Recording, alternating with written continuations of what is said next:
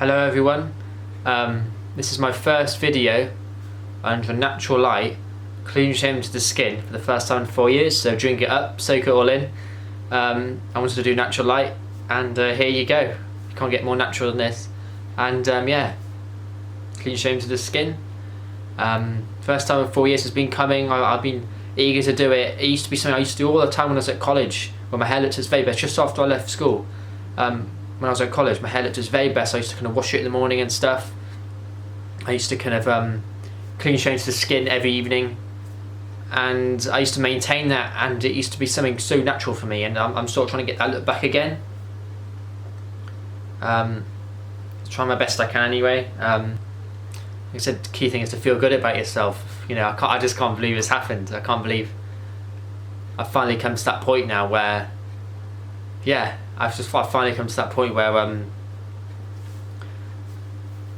I've got it in me to actually do this. Like I said, I think people need to strive forward. I think people need to stay motivated. People need to not, you know, think about others. If others are telling you to a different style, or others are trying to point you towards something different, people have got to just stay positive about themselves and stay really focused. And another thing I wanted to relate this onto is what's happening in the World Cup at the moment, because obviously the World Cup's on now. I actually just did a reaction to it, and it's got I think England scored 3 goals and I literally just tuned in as they scored all 3 goals.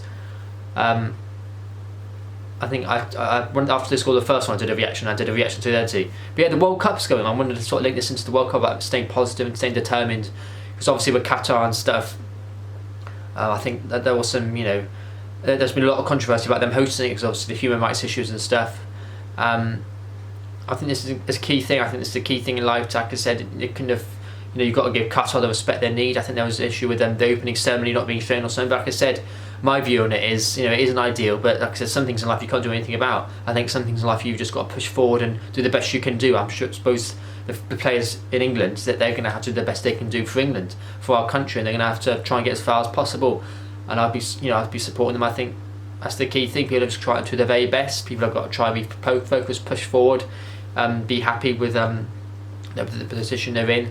Like I said, sometimes, you know, stuff can't be changed. Sometimes people have sort of a moral obligation to try and change things, and perhaps they can, but sometimes you can only go so far.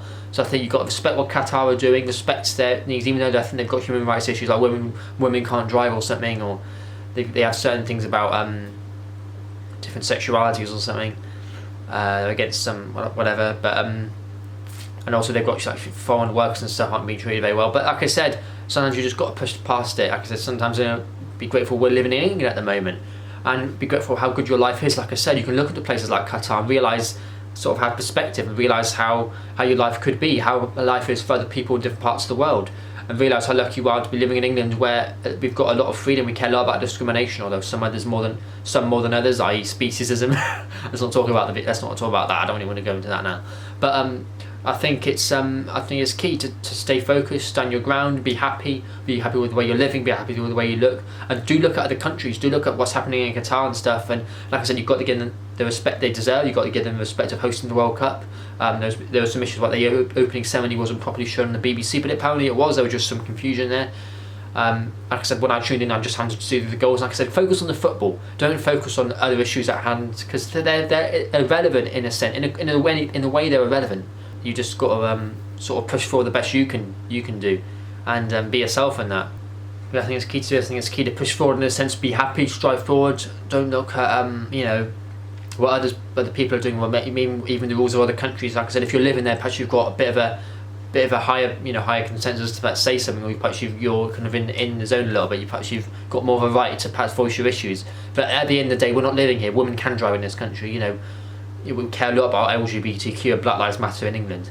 So at the moment, you know, this stuff isn't too relevant. But I think people have got to understand and stand their ground. Like I said, I respect people's decision to kind of say the human rights issues aren't good. I agree with them. I think times need to change. But I think in this scenario, football needs to be focused on. Football needs to be the prevalent thing. Football should be like an antidote to this. Football and sport should be an antidote to stuff going on. It should be like a thing you forget about. You go out with your mates, play a bit of football, you watch on the TV, you forget about your worries, you forget about your troubles, you feel happy and content with your life, you feel better. It shouldn't be the opposite. I think it shouldn't be something that causes conflict. It should be something that people forget about. So I think Qatar, what's happening in the World Cup, I almost think it's slightly ironic that the Qatar of all places are now hosting a World Cup because of what, obviously, with the issues and stuff. But the football is traditionally an antidote, and I think it should remain like that. It shouldn't be anything that breaches conflict or anything where issues should arise. People should enjoy it. People should soak it in. People should support their teams wherever they're from. Instead of India right now, I'd probably be supporting India more than England.